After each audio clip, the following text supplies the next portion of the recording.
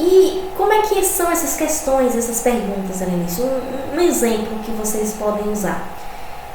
Qual a sua atividade principal?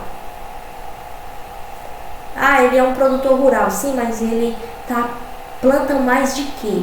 É soja, milho, feijão, algodão. Então, qual é a atividade principal? E por que isso importa para vocês? Porque vocês vão saber com relação à questão de máquina. Por exemplo, se um cliente diz que ele cultiva algodão, eu já sei que ele tem um poder bem superior com relação à compra de máquinas do que quem tem só soja. Porque a cultura do algodão exige mais maquinário, né? Preparação do solo, tudo exige mais. Outra questão que vocês podem perguntar: qual é o tamanho da área? E isso já influencia também na quantidade de máquinas. Vocês podem perguntar quantas máquinas eles têm, se no momento atual aquelas máquinas atendem. E quando você pergunta qual o tamanho da sua área, você já vai fazer uma análise se realmente aquelas máquinas estão trabalhando folgadas ou se ela está esgoelada, né, como a gente costuma dizer, que está trabalhando no limite, e qualquer imprevisto que acontecer, ele vai atrasar o seu plantio ou a sua colheita. Outra coisa, se possui sócios, você está negociando com o cliente, é importante se ele perguntar se ele possui sócio. Se ele disser que sim, você vai ter que falar com as duas pessoas. A chance de você conseguir fechar uma venda é muito mais fácil assim. Outra coisa, se ele possui mais de uma propriedade, e que se caso ele tiver mais de uma propriedade, também perguntar qual é a distância entre elas.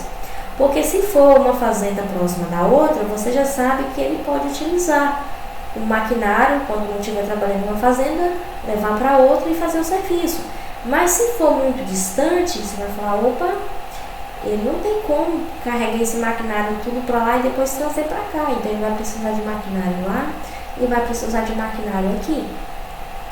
E perguntar também como é hoje a sua frota de máquinas, né? Justamente para saber se ele tem máquinas que já são muito velhas, que já precisam ser substituídas, se o que ele tem são maquinários já novos, que ele renovou a frota há pouco tempo, que aí você não vai conseguir fechar tantas vendas lá. Então você já vai estudando aquele ambiente.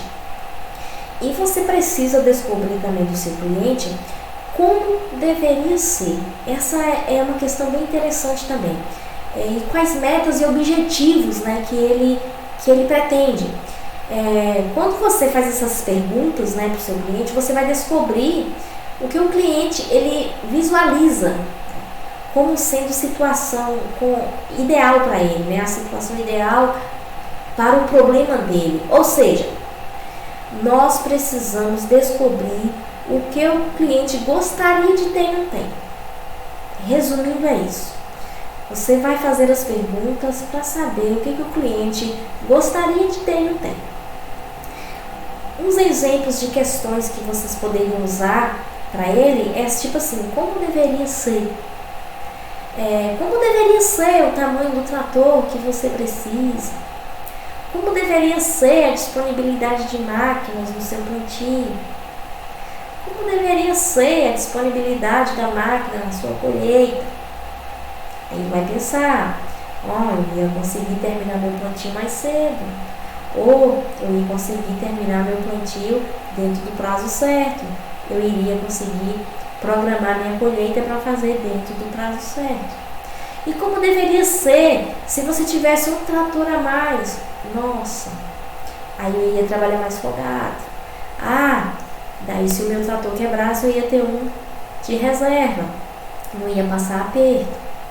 E como deveria ser se as suas máquinas tivessem um sistema de rastreabilidade para acompanhar a operação via aplicativo de celular de onde você estivesse? Nossa, isso seria um sonho, né? Isso seria bom demais.